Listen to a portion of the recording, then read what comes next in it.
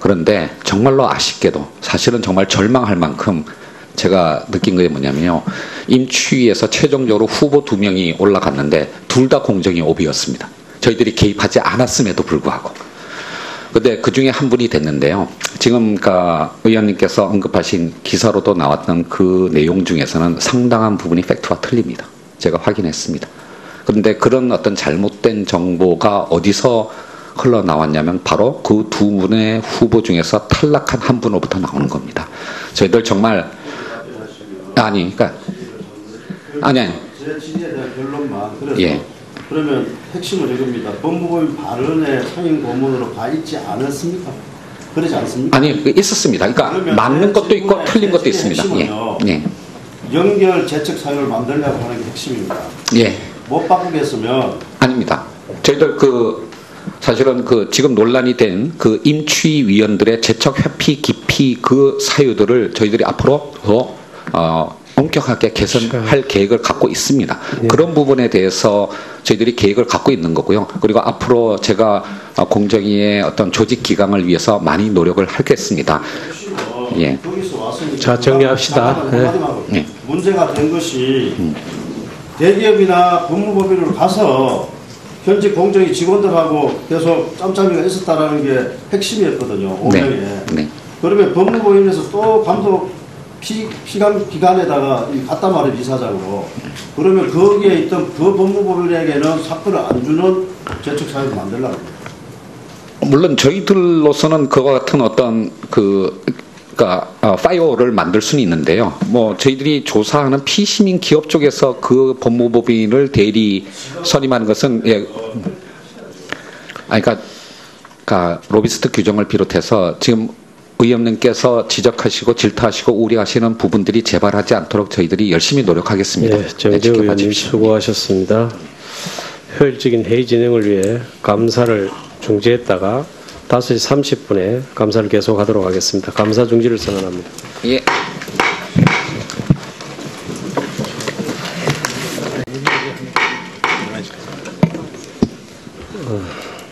더불어민주당의 존경하는 재윤경 의원님 질의해 주시기 바랍니다.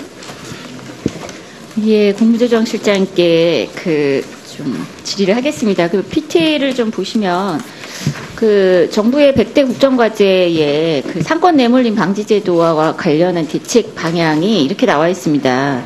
소상공인 자영업자 역량 강화. 예, 이렇게 나와 있거든요. 사실 이게 상당히 비현실적이고 현실을 너무 모르는 한가한 대책인 것 같아서. 이 다음 페이지를 보시면요. 최근에 이제 강제 집행을 앞두고 있거나 이미 당한 이 중소상공인들의 세입자들의 문제인데요. 이 임대료 변화를 보십시오. 80만 원에서 140만 원, 75%가 상승을 했고요. 165만 원. 130에서 250만 원. 이게 역량 강화하면은 낼 수 있는 건가요? 설사 역량 강화해서 낼 수 있다 치더라도 임대인에게 이 많은 임대료를 갖다 바치라고 역량 강화해야 되는 건 아니잖아요. 그렇죠? 사실 이거 상권 내몰림 문제는 상인들이 세입자들이 역량이 부족해서 발생하는 문제가 아닙니다. 이거 굉장히 모욕적인 사실은 대책 방향이에요. 대책 방향으로는 그렇게 가면 안 되는 거고요. 사실 이 문제는 조금 더 저는 총리님께서 좀 많이 들여다봤으면 좋겠다라고 생각하는, 관심을 갖고 적극적으로 들여다보셔야 된다 이렇게 생각하는 게, 여기 보시면은요, 임대료를 다 올렸어요. 올렸는데 결국은 또 올려놓고 또 임차인은 매각을 합니다. 임대인은 이 건물을 매각을 해요. 근데 매각 이후에 새 임대인이 들어오면서 또 이들에게 강제 집행을 행사하거든요. 이 강제 집행 화면 한번 좀 보여드릴게요. 어떤지. 현장 가보신 게 없죠? 야, 이 씨발아, 욕하지 마요, 욕하지 마! 욕하지 마! 아, 시리지 마, 여기서! 사람들 다쳐요!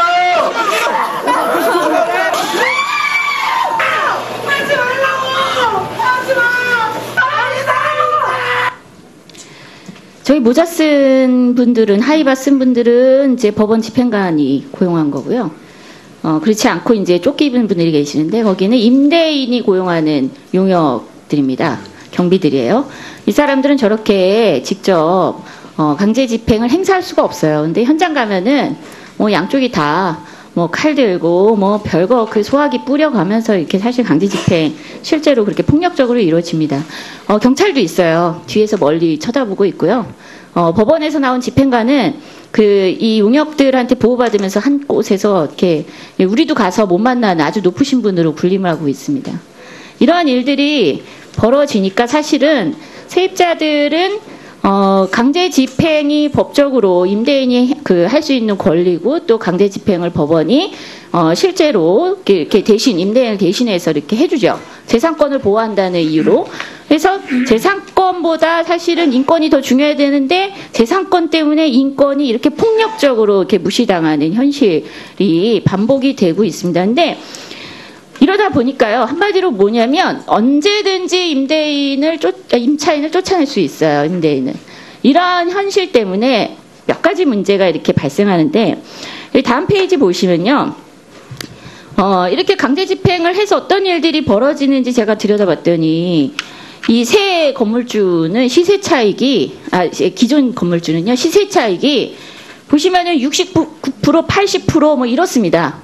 예, 팔고 빠지면서 기존 임대인은 이렇게 엄청난 돈을 벌고요. 그러니까 3억짜리가 뭐 6억이 되고 7억짜리가 11억이 되고 뭐 이래요.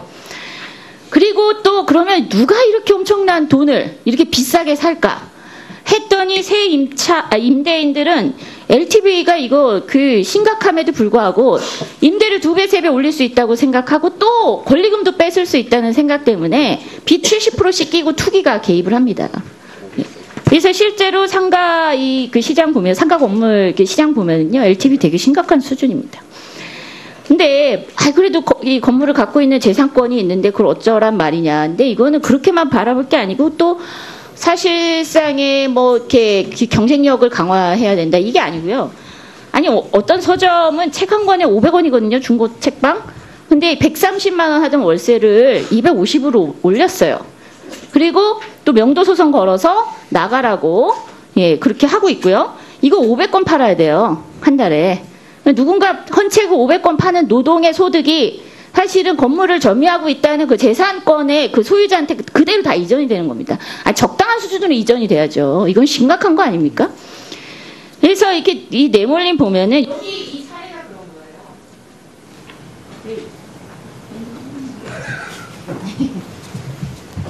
웃으세요. 이 사례가 여기도 최근에 이제 문제가 된 곳인데요. 2억 원짜리 건물이 23억 원에 팔렸어요. 예. 그리고 아까 130만 원에서 책을 500권을 팔아야 되는 월세 수준으로 250만 원 올리더니 이걸 다시 또 500만 원으로 또 올렸습니다. 그리고 강제 집행을 예고하고 있어요. 강제 집행은 지금 뭐 공권력과 법이 보호를 못 해주고 있어요. 그리고 그 다음 페이지 보시면요. 몇 군데 사례에서 저희가 좀 잡았습니다. 뭐냐면요. 사실은 왜 이렇게 강제 집행하나 봤더니 새 임대인한테 기획부동산이 붙은 겁니다. 비싸게 사도 괜찮다. 임대료 2배. 그리고 뭐냐면 임차인을 쉽게 쫓아낼 수 있다. 강제 집행 후에 쫓아내고 나면 새 임차인한테 받을 권리금은 네가 받을 수 있다. 그래서 심지어 아예 노골적으로 여기 세입자한테 와서 내가 당신한테 권리금 받을 수 있게 해줄 테니까 대신 임대인한테 권리금을 상납해라. 이렇게 요구가 들어온 거예요. 그래서 저희 많지 않아서 이제 마지막 페이지만 좀 보여드리면 이거는요. 전 부처가 같이 해야 돼요. 전 부처가 같이 해야 돼요. 이건 심각한 문제입니다. 열심히 일하는 사람들을 정말 흡혈귀처럼 뽑아먹는 구조라고 저는 생각해요. 그 상권이 누구에 의해서 형성이 됐고 누구 때문에 그 건물의 가치가 올라갔습니까? 근데 세입자는 그 상권과 건물의 가치를 다 올려놓고 쫓겨나고 폭력을 당하고 법은 아무도 보호하지 않고 이래서는 안 되는 거죠. 그래서 사실은 이거는 총리실에서 공정위도 개입해야 되고요. 왜냐하면 이거는 중개인들 이 불공정 약간 손을 봐야 됩니다. 그리고 금융의 LTV 봐야 되고요. 그리고 법무부 이 상가임대차 보호 사각지대 해소해야 되고 심지어 이 집행 과정의 폭력성 이거 법원 다 손 놓고 있습니다. 같이 짬짬이 하고 있어요. 심지어 이거 들여다봐야 됩니다. 그래서 이 전체적인 거를 총리실에서 진두지휘해서 이거 되게 심각한 문제인데 우리 아까 그렇게 한가한 대책 내놔서 절대로 안 된다고. 예, 재현경위님 수고하셨고요. 총리실장님 뭐 한 말씀 하시겠습니까?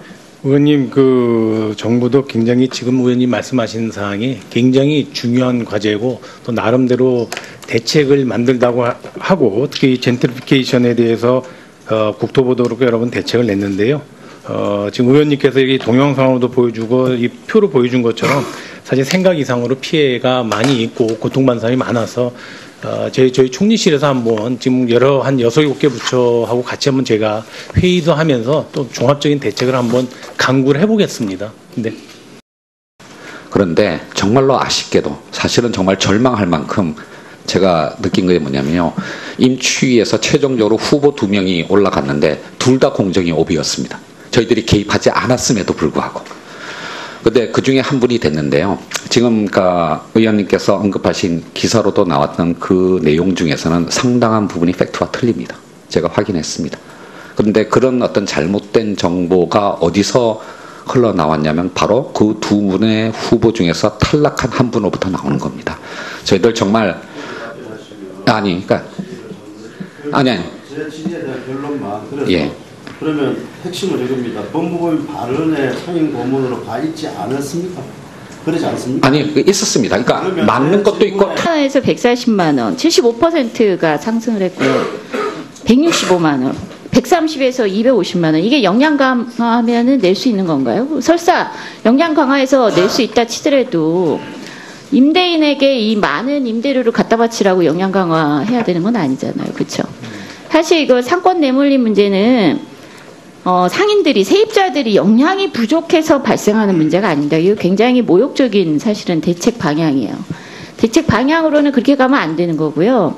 사실 이 문제는 조금 더 저는 총리님께서 좀 많이 들여다봤으면 좋겠다라고 생각하는 관심을 갖고 적극적으로 들여다보셔야 된다 이렇게 생각하는 게 여기 보시면은요 임대료를 다 올렸는데 결국은 또 올려놓고 또 임차 그러면 거기에 있던 그 법무법인에게는 사건을 안 주는 재척 사유를 만들라고 합니다. 물론 저희들로서는 그와 같은 어떤 파이어를 만들 수는 있는데요. 뭐 저희들이 조사하는 피시민 기업 쪽에서 그 법무법인을 대리 선임하는 것은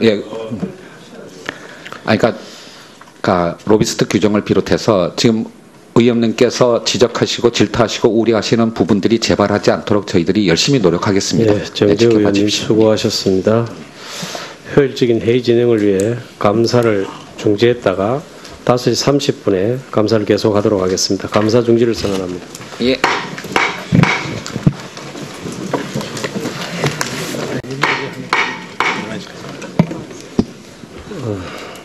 더불어민주당의 존경하는 재윤경 의원님 질의해 주시기 바랍니다. 예, 국무조정실장께 좀 질의를 하겠습니다. 그 PT를 좀 보시면 정부의 100대 국정과제에 상권 내몰림 방지 제도와 관련한 대책 방향이 이렇게 나와 있습니다. 소상공인 자영업자 역량 강화. 예, 이렇게 나와 있거든요. 사실 이게 상당히 비현실적이고 현실을 너무 모르는 한가한 대책인 것 같아서 이 다음 페이지를 보시면요, 최근에 이제 강제 집행을 앞두고 있거나 이미 당한 이 중소상공인들의 세입자들의 문제인데요. 이 임대료 변화를 보십시오. 80만 틀린 것도 있습니다. 예. 연결 재척 사유를 만들려고 하는 게 핵심입니다. 예. 못 바꾸겠으면 아닙니다. 저희들 사실은 지금 논란이 된 임추위위원들의 재척 회피 기피 사유들을 저희들이 앞으로 더 엄격하게 개선할 계획을 갖고 있습니다. 네. 그런 부분에 대해서 저희들이 계획을 갖고 있는 거고요. 그리고 앞으로 제가 공정위의 어떤 조직 기강을 위해서 많이 노력을 하겠습니다. 예. 자, 정리합시다. 네. 문제가 된 것이 대기업이나 법무법인으로 가서 현직 공정위 직원들하고 계속 짬짬이가 있었다라는 게 핵심이었거든요. 오명에. 네. 그러면 법무법인에서 또 감독 기관에다가 갖다 말해 이사장으로